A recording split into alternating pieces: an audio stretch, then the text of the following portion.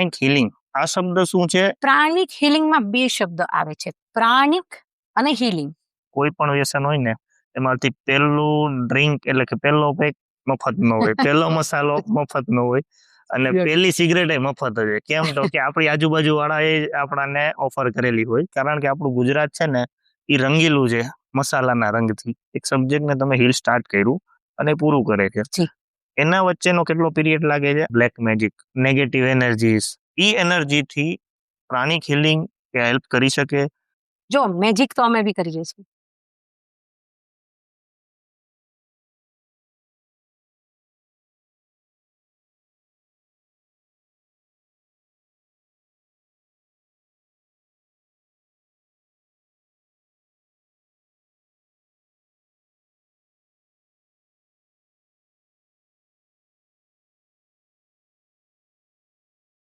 પ્રાણિક healing આ શબ્દ શું છે અને એ તમે જે કામ કરો છો એ શું કામ કરો છો, કેવી રીતે કામ કરો છો એની નીચે. Okay, what is pranic healing? હવે પ્રાણિક હિલિંગમાં બે શબ્દ આવે છે, પ્રાણિક અને હિલિંગ. પ્રાણ એટલે પ્રાણ શક્તિ, હિલિંગ એટલે ઉપચાર, પ્રાણ શક્તિથી ઉપચાર. હવે પ્રાણિક હિલિંગ એકચ્યુઅલી શું કરે છે કે એ ટ્રાન્સફોર્મેટિવ એનર્જી હિલિંગ પ્રેક્ટિસ છે, બરોબર. હવે અત્યારે જુઓ ને તો આ સમયમાં ઘણા બધા એવા પ્રોબ્લેમ્સ છે જે લોકો ફેસ કરે છે, બરોબર. હવે એની માટે આપણે ઘણી બધી જગ્યાએ એવું બી જોયું છે કે પ્રાણ શક્તિ, પ્રાણા, આવા બધા શબ્દોનો ઉપયોગ થાય છે. તો પ્રાણવાયુ, પ્રાણિક હિલિંગ. તો પ્રાણિક હિલિંગમાં પેલો જે શબ્દ છે જે પ્રાણ શક્તિ, બરોબર છે, તો ઈ છે પ્રાણા. તો સૌથી પહેલા આપણે સમજવાનો પ્રયત્ન કરીએ પ્રાણ, બરોબર. પ્રાણ એટલે શું? What is prana? બરોબર. પ્રાણ શબ્દનો મતલબ છે વાઇટલ ફોર્સ. પ્રાણ એક સંસ્કૃત શબ્દ છે પ્રાણા, બરોબર. આપણે સાંભળીએ છીએ પ્રાણાયામ, યોગા, આ બધાની અંદર પ્રાણ શબ્દ આવે છે. તો પ્રાણ એટલે શું છે? એ છે વાઇટલ ફોર્સ. તો વાઇટલ ફોર્સ શું છે? તમે જુઓ, આપણું જે શરીર છે, આપણું જે ફિઝિકલ બોડી છે, તો ફિઝિકલ બોડીને જીવવા માટે જે જીવ દ્રવ્યની જરૂર છે, જે શક્તિની જરૂર છે, એને આપણે કહીએ છીએ પ્રાણ શક્તિ. તો આ જે પ્રાણ શક્તિ છે ને એ આપણા શરીરની અંદર છે જ, બરોબર. હવે તમે સમજો, દાખલા તરીકે કોઈ એવી વ્યક્તિ છે કે જેની ડેથ થઈ ગઈ, બરોબર. હવે ડેથ થઈ ગઈ તો લોકો શું જોવે છે, શું ચેક કરે છે કે હૃદયની અંદર કોઈ હલન ચલન નથી, હૃદય બંધ નથી, ધબકારા એના બંધ થઈ ગયા છે. તો તમે વિચારો કે માણસ હૃદયથી નથી જીવતો, એની અંદર હૃદય છે એટલે જીવે છે એવું નથી, પણ એ હૃદયમાં કંઈક છે જેને લીધે માણસ જીવે છે. તો એ હૃદયમાં જે છે એ છે જીવ દ્રવ્ય, એ છે વાઇટલ ફોર્સ, જેને આપણે કહીએ છીએ પ્રાણ શક્તિ. તો આના પરથી તમે સમજો કે પ્રાણ શક્તિ માત્ર હૃદયમાં જ છે એવું નથી. પ્રાણ શક્તિ એ આપણા દરેકે દરેક કોષની અંદર છે, એક એક સેલની અંદર પ્રાણ શક્તિ છે જ, બરોબર. અને આ પ્રાણ શક્તિ જે છે એ આપણા શરીરની ઉર્જાને ચલાવે છે, અને શરીરની ઉર્જા જે છે એ આપણા શરીરના ઓર્ગન્સને ચલાવે છે, જે જીવવા માટે જરૂરી છે કે તમારું દરેકે દરેક ઓર્ગન પ્રોપરલી વર્ક કરે. તો પ્રાણિક હિલિંગ જે છે એ તમારા શરીરને હીલ થવા માટે, શરીરને પ્રોપરલી કામ કરવા માટે એક ઉર્જા પૂરી પાડે છે. બે સિદ્ધાંત ઉપર પ્રાણિક હિલિંગ કામ કરે છે, બરોબર. પહેલો સિદ્ધાંત જે છે એ છે પ્રિન્સિપલ ઓફ સેલ્ફ રિકવરી. મતલબ તમે જુઓ, માણસ એની મેળે જ સાજો થાય છે. તમે જુઓ, તમારા શરીરને હીલ થવા માટે આમ તમને કોઈ બહારની દવાની જરૂર નથી.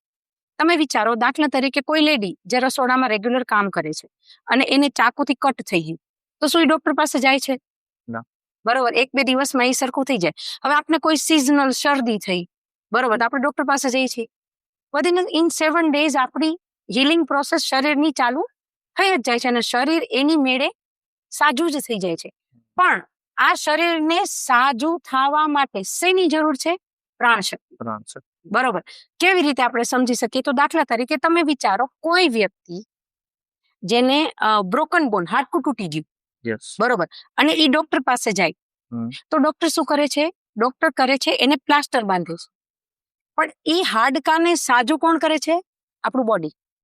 ડોક્ટર એ હાડકાને સાજું નથી કરતા, એ હાડકાને સાજું કરે છે કોણ? આપણું બોડી.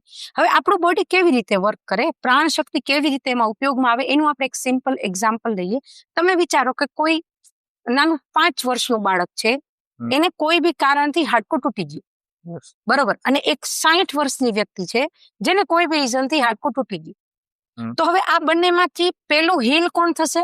નાનો બાળક ઓબ્વિયસલી. પરફેક્ટ. શું કામ એ નાનું બાળક ઝડપથી હીલ થશે? કેમ કે એની પાસે જીવ દ્રવ્ય વધારે છે, ઓકે. એની પાસે પ્રાણ શક્તિ વધારે છે. તો એ પ્રાણ શક્તિના ઉપયોગથી એ બાળક જે છે એના શરીરે એને હીલ થવામાં મદદ કરે.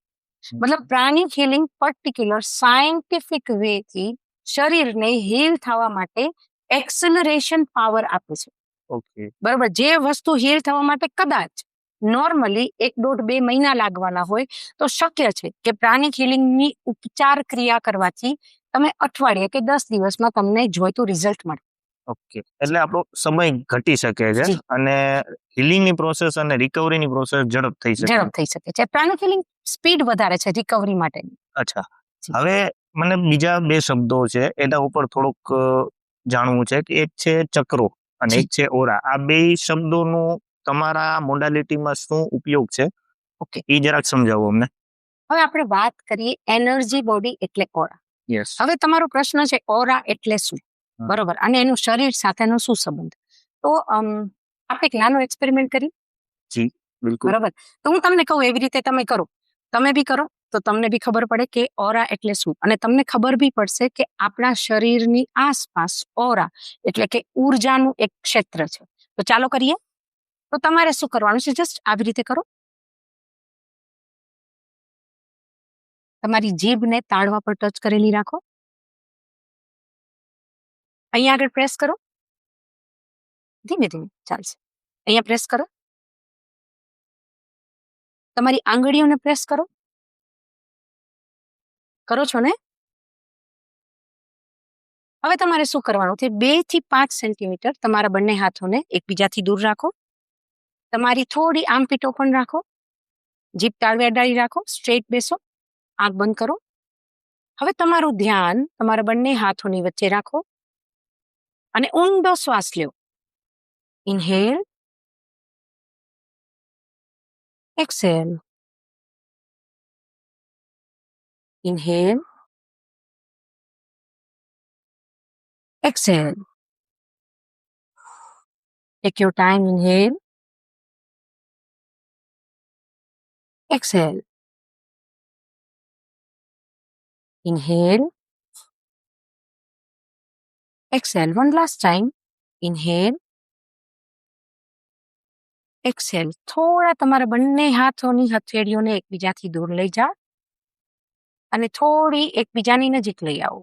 દૂર લઈ જાઓ અને નજીક લઈ જાઓ. મને કહો જો તમને તમારા બંને હાથની વચ્ચે કઈ અનુભૂતિ થાય છે?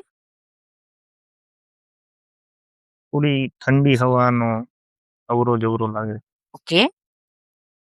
બીજું કોઈ ફિલિંગ, જેમ કે કાંઈ વચ્ચે દબાણ અનુભવ થતો હોય, એટ્રેક્શન, એવું કઈ અનુભૂતિ થાય છે તમને? મેગ્નેટની જેમ. Magnetic field. Okay. So open your eyes. So તમે જુઓ, આ જે વસ્તુ તમે ટચ કરી એ શું હતું? તમારી ઓરા. તમારા શરીરની આસપાસ એક ઉર્જાનું આવરણ છે. તમને ખબર છે આપણે નાના બાળકને એમ કઈ જ્યારે શીખતા હોય ત્યારે આપણે એમ કઈ તમારું નાક ક્યાં છે, તો એમ કહેશે આઈ. તમે તમારા શરીરના પાર્ટ્સને તમે ટચ કરી શકો છો. તો તમે અત્યારે જે ટચ કર્યું એ તમારા જ શરીરનું પાર્ટ, જેને આપણે કહીએ છીએ ઓરા. બરોબર. એ ઓરા જે છે એના લેયર્સ હોય છે. તમે આમાં જોઈ શકો છો કે આપણું બોડી જે છે એની આસપાસ ઉર્જાના આવરણો છે. બરોબર. એ આવરણો જે છે એ આપણા શરીરના કોન્ટોર શેપમાં પણ હોઈ શકે અને એનાથી બહારના બી લેયર્સ છે જેનું ડીપ નોલેજ માસ્ટરે એના કોર્સિસમાં આપેલું છે. કે આ બધી વસ્તુનો યુઝ કરીને સમજીને તમે લોકોને હીલ કેમ કરી શકો. હવે આપણે વાત કરીએ ચક્રની. બરોબર. હવે આપણે ચક્રને સમજીએ. તો ચક્ર એટલે શું? તો પ્રાણિક હિલિંગની અંદર છે 11 મેજર ચક્રાસ. બરોબર. 11 મેજર ચક્રાસનું નોલેજ આપેલું છે. એટલે જો જેમ આપણે આપણા ફિઝિકલ બોડીની વાત કરીએ, બરોબર, તો આપણું બોડી, ફિઝિકલ બોડી એટલે આપણું મટીરિયલ બોડી, જેને તમે ટચ કરી શકો છો. બરોબર. એનર્જી બોડી નોર્મલી તમે એને ટચ નથી કરી શકતા, તમે વિથ અવેરનેસ ટચ કરી શકો છો. અને ઓફકોર્સ પ્રાણિક હિલિંગ શીખો તો તમે આ ચક્રાસને અને તમે તમારા એનર્જી બોડીને ટચ કરી શકો છો. હવે આપણે જે વાત કરી હતી કે પેલું નાનું બાળક જે ઝડપથી હીલ થયું, બરોબર છે, તો એનું શું રીઝન હતું? તો જે ચક્રાસ છે એને કહેવાય છે એનર્જી સેન્ટર્સ. બરોબર. એ એનર્જી સેન્ટર શું કરે છે? પ્રાણ શક્તિને લઈ અને આપણા શરીરની અંદર એક્સલરેશન પાવર વધારવા માટે મોકલે છે. ઓકે. જેમ કે આપણે વાત કરી, ઘણા લોકો એ શબ્દ સાંભળ્યો હશે, મૂલાધાર ચક્ર. યસ. બરોબર, જેમ કે આને આપણે કહીએ છીએ મૂલાધાર ચક્ર. તો તમે વિચારો, મૂળ આધાર, તમારા શરીરનો મૂળ આધાર. તો આપણા શરીરના મૂળ આધાર શું છે? આપણા હાડકા, આપણા મસલ્સ, આપણી સ્કિન. તો આ બધી જ વસ્તુ મૂલાધાર ચક્રના અંડરમાં આવે છે. ઓકે. બરોબર છે. તો જે બાળક જે ઝડપથી હીલ થયું, તો એનું મૂલાધાર ચક્ર સ્ટ્રોંગ છે. યસ. બરોબર. અને એ હીલિંગ પ્રોસેસને સ્ટ્રોંગ કરે છે કેમ કે એ ઓલરેડી વૃદ્ધિના ફેઝમાં છે. ઓકે. જે રેગ્યુલર બેઝિસમાં એના હાડકાની વૃદ્ધિ થાય છે, ઇન્ક્રીઝિંગ મોડમાં છે, એનો ગ્રોથ ચાલુ છે. તો એ સમયે આ ચક્રનું પાવર સ્ટ્રોંગ છે. બરોબર છે. તો પ્રાણિક હિલિંગની અંદર જે બી શીખે છે એને આ 11 મેજર ચક્રાસની સિસ્ટમ સમજાવવામાં આવે છે. બરોબર. હવે આપણે એનર્જી બોડીની વાત કરી, જેની અંદર છે આ ચક્રાસ. આપણે બે પ્રકારના બોડી, ફિઝિકલ અને એનર્જી. તો ફિઝિકલ બોડીમાં જેવી રીતે ઓર્ગન્સ છે, જેમ કે લંગ્સ, તો લંગ્સનું કામ ફિક્સ છે. બરોબર કે લંગ્સ છે તો આપણને ખબર જ છે કે ભાઈ ઓક્સિજન લે છે, કાર્બન ડાયોક્સાઇડ આખા શરીરમાં સ્પ્રેડ કરે છે, ઓક્સિજન એ ઉર્જા. બરોબર. કાર્બન ડાયોક્સાઇડ એટલે આપણું નકામું દ્રવ્ય જે બહાર નીકળે છે. બરોબર. તો એ આપણને ખબર જ છે કે લંગ્સ જે છે એ ફિક્સ છે. હવે તમને કોઈ ડોક્ટરે એમ કીધું, કોઈને બી, કે ભાઈ તમે ક્રિએટિનાઇન નો રિપોર્ટ કરાવો, તો આપણે સમજી શકશું કે કિડનીના રિપોર્ટનું કે છે. ઓકે. બરોબર છે. તો પ્રાણિક હીલર્સને ખબર છે કે એને કયા ચક્ર પર કામ કરવાનું છે. બરોબર. એના ડિસીઝ પ્રમાણે અમે એ ચક્રાસ પર વર્ક કરીએ છીએ. કેમ કે આપણી ઉર્જા શરીરની અંદર છે ચક્ર અને મેરિડિયન્સ. જેમ આપણા ફિઝિકલ બોડીમાં છે બ્લડ વેસલ્સ અને ઓર્ગન્સ, એવી જ રીતે આપણા એનર્જી બોડીમાં શું છે? ચક્રાસ છે અને મેરિડિયન્સ છે. એટલે અમે એના પર જ હીલિંગ એપ્લાય કરીએ છીએ અને પછી અમે એ લોકોને હીલ થવામાં હેલ્પ કરીએ છીએ.